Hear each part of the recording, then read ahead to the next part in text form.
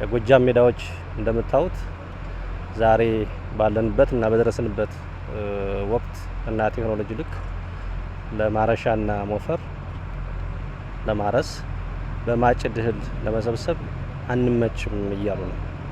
ስለዚህ የጎጃም ሜዳዎች ተፈጥሯቸው ትራክተርን ተፈጥሯቸው ዘመናዊ የምርት መሰብሰቢያ ማሽነሪን ይጠይቃል።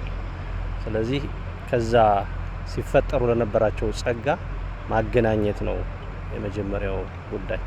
እንደ አማራ ክልል አሁን ያለንበት ደረጃ ዝቅተኛ የሚባልና ጅምር የሚባል ነው እና የዘላቂ ልማት እቅዳችንም ይህን መመለስ የሚያስችሉ አቅጣጫዎች ተቀምጠዋል።